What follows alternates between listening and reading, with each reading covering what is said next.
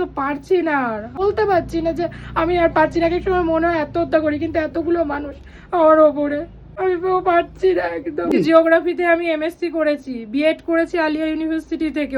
আমি ফোন করেছিলাম। বোন তুমি ফোন করেছিলে? হ্যাঁ। আচ্ছা আচ্ছা আচ্ছা, কি হয়েছে বোন? করেছিলাম দাদা, আমার বাড়ির পরিস্থিতি এই দেখো এইরকম। আমার বাড়িতে 4টে অসুস্থ পেশেন্ট, আমার মা, বাবা, ঠাম্মা, আমার মাসিও, তার ছেলে মেয়ে নেই, সেও আমার কাছে রয়েছে। ভীষণ খারাপ পরিস্থিতি দাদা। আমি একা পেরে উঠছি না, একা একদম। আমি একটা মেয়ে, আমি পড়াশুনো করেছি, কিন্তু এদের জন্য আমি চাকরিতেও ঠিক মতন করে জয়েন করতে পারছি না, কিছুই করতে পারছি না দাদা। খুবই খারাপ পরিস্থিতি। এটা তোমাদের বাড়ি? এটা আমাদের বাড়ি দাদা। জল পড়ে এবং ঘরের বর্ষাকালে নিচ থেকেও জল ওঠে দাদা। এত খারাপ অবস্থা। 4জন পেশেন্ট, 4টে ঘরে শুয়ে রয়েছে। যেটুকু পারি টিউশনি করি, তাও টিউশনি এখন দাদা নেই, একদমই টিউশনি নেই। কি যে খারাপ অবস্থা, কি বলবো। আমার বাবা দীর্ঘ 15 বছর ধরে প্যারালাইসিসে রয়েছে। আচ্ছা আচ্ছা, এটা হচ্ছে হলো আমার মা। আচ্ছা আচ্ছা, নমস্কার। নমস্কার। আচ্ছা, নমস্কার। আজ 15 বছরও বাবা বিছানায়। এবারে বাবা হতে হতে আমি পড়ে গেলাম। শাশুড়ি পুরো 88 বছর বয়স। এটা আমার মেয়ে, একমাত্র মেয়ে। আচ্ছা, হ্যাঁ, সে মেয়েকে অনেক কষ্ট করে লোকের বাড়ি কাজ করে আমি লেডি বেবরনে পড়িয়েছি, বালিগঞ্জ সায়েন্স কলেজে পড়িয়েছি, লোকের বাড়ি কাজ করে। হঠাৎ করে রাস্তায় বেরিয়ে আমি পড়ে গেছি। এখন মেয়ের হাতে আমি 4টে পয়সা দিতে পারি না। এখন মেয়ে এতদিন যাই হোক টিউশনি এই করে চালিয়েছে, এখন 4টে মানুষকে নিয়ে আর পাচ্ছে না। এখন সে রোজ খালি বলবে, মা আমি আর পারবো না, এবার আমি আত্মহত্যা করব। তাই আমি তোমার কথা বলে বলছি, কারো কাছে বল। আমার আত্মীয় স্বজনের কাছে আমি জানিয়েছি, কেউ এগিয়ে আসে না, কেউ এগিয়ে আসে না। আমি আজকে কি অবস্থার মধ্যে, কেউ এগিয়ে আসেনি। আমার মামা, পিসিরা, তাদের ছেলেরা, তারা সবাই আছে, কিন্তু কেউ এগিয়ে আসেনি। এখন মেয়ে আর পাচ্ছে না তো। মাসির এমন অবস্থা। মানে আপনি কি পড়ে গেছিলেন আমি নাকি? পড়ে গিয়ে আমার হাড় আর বল দুটোই বাদ গেছে। একটু আসুন, দেখতে পারবেন। আচ্ছা, এই যে দাদা, এদিক দিয়ে আসুন। আমাদের ঘর বাড়ি দাদা ভালো না, ভাঙা ঘর বাড়ি। এই যে দাদা, এই যে আমার বাবা, এই যে আমার বাবা। আমাদের ঘর বাড়ি দাদা ভালো না। এই যে বাবা, এই হাত পা, ডান দিকের হাত পা দুটোই হচ্ছে হলো পড়া। আচ্ছা, এই ঘরেই মানে থাকি। বাবা এইভাবে অসুস্থ হয়ে পড়ে রয়েছে, কাজ করতে পারেন না। 15 বছর ধরে আমি টানছি। আমি যখন মাধ্যমিক দিয়ে সবে 11-এ উঠেছি, তখন থেকে আমি টিউশনিও নিতে পারিনি, এই কষ্টের মধ্যে রয়েছি। কিন্তু বাবা আমাকে কোনোদিন কষ্ট দিতে, কিন্তু এখন আমি আর পাচ্ছি না। মানে ওনার কি চিকিৎসা পর্যন্ত করাতে পারছো না? চিকিৎসা পর্যন্ত করাতে পারছি না। আর যেটুকু ওষুধ দিয়েছে, এখন এমন পরিস্থিতি ওষুধটা পর্যন্ত কিনতে পারছি না। ঠাকুমা আছেন, ঠাকুমার যেই আমি তো ওকে দাদা দেখাতেও পারবো। নার্সিংহোমে ভর্তি করেছিলাম। এই যে এইসব নেবুলাইজেশন, অক্সিজেন ডাক্তারবাবু চালাতে বলেছে, তাও কিনেছি কষ্ট করে লোকের কাছ থেকে ধার করে মেশিন। এই যে ঠাম্মা, এই ডায়াপার হচ্ছে হলো পাল্টাতে হয়, হয়। ঠাম্মা পারেন না, উঠতে পারেন না, ব্যথা করবে। এরকম পরিস্থিতি, এইরকম পরিস্থিতি। এই যে দাদা, এই দেখো, এইগুলো সব কিনেছি, ম্যাট্রেস কিনেছি, সব নিজে নিজে কিনে। বালিশ, কেউ একটা মানুষও আমার পাশে এসে দাঁড়ায় না, একটা মানুষ এসে দাঁড়ায় না। এবং আমাকে অ্যাম্বুলেন্সে নিয়ে যেতে গেলে স্ট্রেচারটা আমি মেয়ে মানুষ, আমাকে ধরতে হবে। ঘৃণা করে না, একটু আসো। এই যে ঠাম্মার বুকের ফুসফুস শুকিয়ে গেছে, ফুসফুসে টিউমার ধরা পড়েছে। তুমি একটু আমাদের দেখো বাবা, আমাদের একটু দেখো। নিশ্চয় মানে দেখবে না তোমরা যদি আমি পারছি না। আমি ভীষণ মানে শক্ত মনের মানুষ, আমি কাউকে কিছু বলতে পারি না দাদা, কিন্তু পারছি না। আমাদের সংসার, মানে বাড়িতে তো দেখছি সবাই অসুস্থ। মানে এটা মাসিকে নিয়ে এসেছি, কেউ নেই।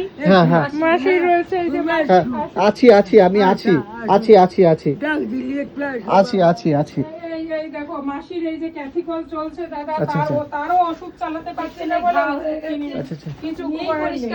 এই যে হচ্ছে হলো মাসি, এই যে এইভাবে পরিস্থিতি, মানে চোখে দেখা যায় না। মানে বাড়িতে প্রত্যেকটা মানুষ অসুস্থ। আমি ছাড়া এদের কেউ না। আয়া রেখেছে, আয়া রাখার খরচ নেই। আমি যে খরচটা চালাবো, আমি নিজের খরচ, আমার মাইগ্রেনের সমস্যা হয়ে ওষুধ খাচ্ছি আমি। আমার এই চোখটাই ছোট হয়ে যাচ্ছে। কতজনকে আমি জানালাম, আমার আত্মীয়দের জানালাম ফোন করে করে, কেউ একটু দেখতেও আসলো না। কেউ দেখতে আসেনি, আমার উপরে ছেড়ে দিয়েছে। এবং আমার মামারা, আমার বড় মামা আর আমাদের হচ্ছিল মামা, তার শ্রীরামপুরে বাড়ি, তাদের ছেলে মেয়ে ভালো অবস্থাপন্ন, তারা বলেছে আমার নাকি অনেক ধৈর্য শক্তি, তা আমি দেখবো সবাইকে, কিন্তু আমি তো পারছি না, আর আমার শরীর আর দিচ্ছে না দাদা, আমি আর পারছি না, আমি বলতে পারছি না যে আমি আর পারছি না। এক সময় মনে হয় আত্মহত্যা করি, কিন্তু এতগুলো মানুষ আমার ওপরে, আমি পারছি না একদম। বোন কেঁদো না প্লিজ। তো কষ্ট করে লড়াই করে হচ্ছে হলো পড়াশুনো করেছি, আমি বিএসসি করেছি লেডি বেবরন কলেজ থেকে, এমএসসি করেছি, আমি ইউনিভার্সিটির র্যাঙ্ক হোল্ডার স্টুডেন্ট। মানে তুমি এমএসসি করা ছাত্রী? এমএসসি জিওগ্রাফিতে আমি এমএসসি করেছি, বিএড করেছি আলিয়া ইউনিভার্সিটি থেকে। বোন তুমি এতটা শিক্ষিত একটা মেয়ে।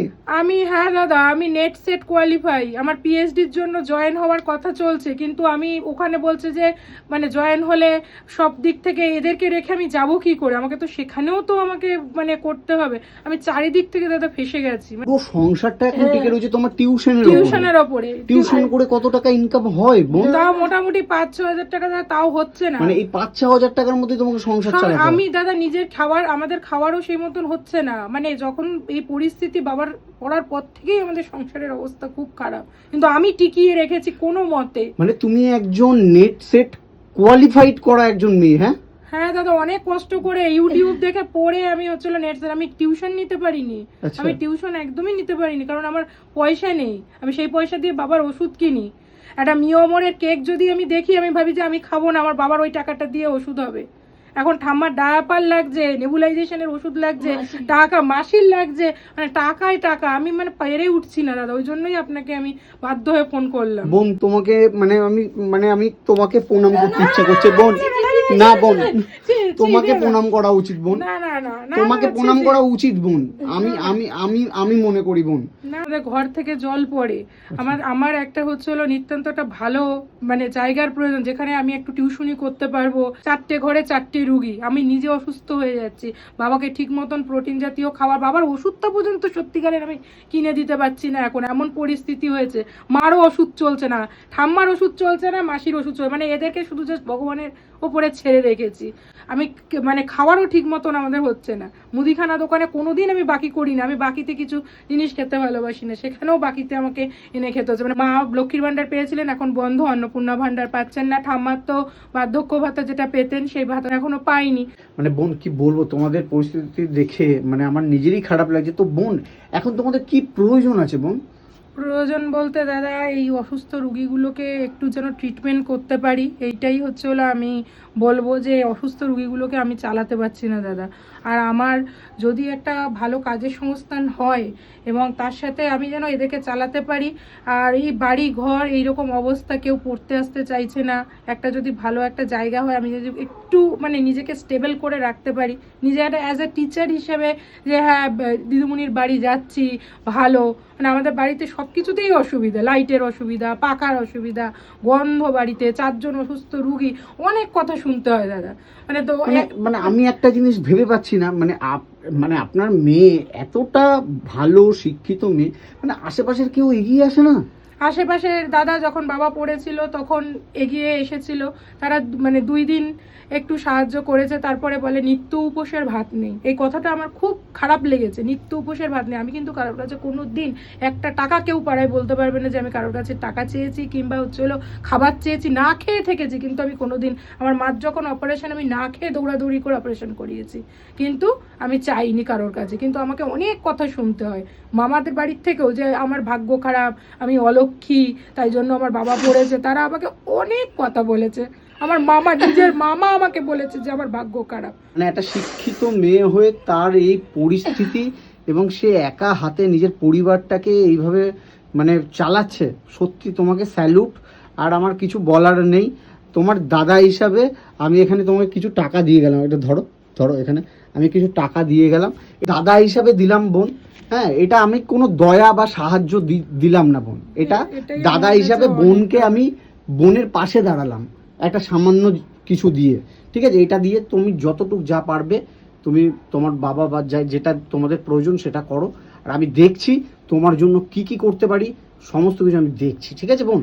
হ্যাঁ দাদা, তোমাকে অনেক ধন্যবাদ, তোমাকে আমি অনেক কষ্ট করেছি, এই ডেকে তোমাকে অনেক দূর থেকে ডেকে নিয়ে এসেছি, আমার নিজেরই লজ্জা করছে। না আমি যদি আজকে না আসতাম তোমার ব্যাপারটা তো কেউ জানতো না বা জানবে না। না দাদা, কেউ জানাতেও চায় না, জানলেও কেউ জানাতে চায় না। আমি পাশে থাকি, আমি টিউশনি করি, পাশে আমাকে লোকই যদি বলে না। মানে তোমাদের মতো এরকম মেয়ের যদি কাছে যেতে হয়, আমি 500 কিলোমিটার গাড়ি চালালেও আমার তাতে কিছু যায় আসে না। মানে এত ভালো একজন শিক্ষিত মেয়ের পরিস্থিতি কেন এরকম থাকবে আমাদের সমাজে, কেন থাকবে?